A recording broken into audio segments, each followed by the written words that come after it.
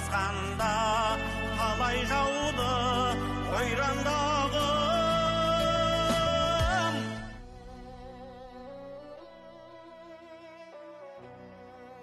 Hurmatli Qozog'istonliklar, sizlarni kelayotgan 1-may Xalqlar do'stligi kuni bilan tabriklayman. Sizlarga, yurtimizga tinchlik, omonlik, el boshimizga, yurt boshimizga sog'lik, omonlik bersin.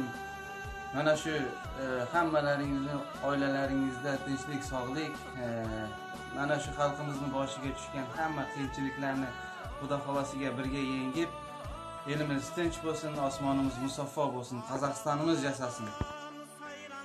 Assalomu alaykum hurmatli vatandoshlar. 1-may Xalqlar do'stligi kuni muborak bo'lsin. Alloh har bir xonadonga fayz va barakat, har bir fuqaroga tan salomatlik, kelajak avlodlarimizga bitmas saodat bersin. Yurtimiz tinch, yurtboshimiz omon bo'lsin.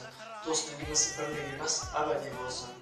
Salam aziz Qozog'iston sakinlari, sizi 1-may xalqining birligidan tabrik ederim.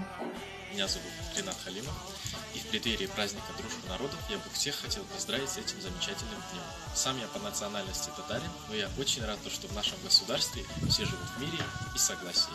Всех с праздником! Здравствуйте, меня зовут Арина, я по национальности метиска, студентка транспортного колледжа имени Мухамеджана Тынышбаева.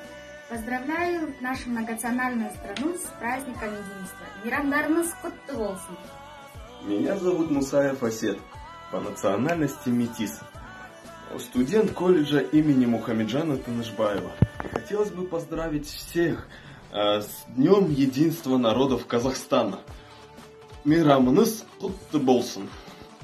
Дорогие друзья, от всей души поздравляю вас с праздником 1 мая, с Днем Дружбы народа Казахстана.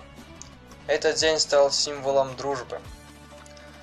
Желаю каждому из вас крепкого здоровья, счастья, чтобы в Казахстане все нации также между собой очень хорошо дружили и общались, делились своей кухней и своей культурой, чтобы в Казахстане все жили дружно, спокойно и мирно.